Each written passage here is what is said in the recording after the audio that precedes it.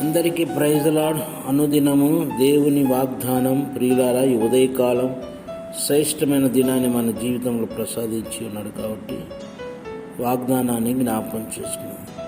అన్ని విషయముల యందు ప్రభు నీకు వివేకమును అనుగ్రహించును. 2 తిమోతి 2:7 పౌలు తిమోతితో రాస్తున్న పత్రిక. అన్ని విషయముల యందు ప్రభు నీకు వివేకమును అనుగ్రహించును. చాలామంది అవివేకులుగా ఉంటున్నారు కాబట్టి వివేకము దేవుడు నేను నీకు ఇస్తాను అని తన వాగ్దానముతో మనతో మాట్లాడుతున్నాం.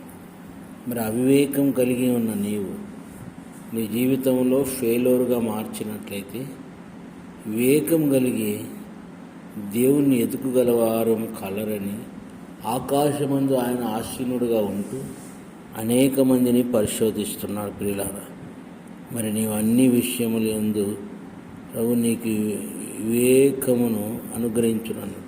అన్నీ అంటే టాప్ టు బాటం అన్ని విషయాలు, జ్ఞానం కలిగిన దాని విషయంలో, బుద్ధి కలిగిన విషయంలో, సంపదలో, అలాగే నీ యొక్క పరిచర్య విషయంలో, ఆత్మ సంబంధమైన పరిచర్యను కట్టుటకు శక్తి కలిగిన దేవుడు కనుక వీటినన్నిటిని మనం నమ్ముతి విశ్వాసం కలిగి జీవించినట్లయితే గొప్ప కార్యములు నా యేసయ్య జరిగించునుగాక.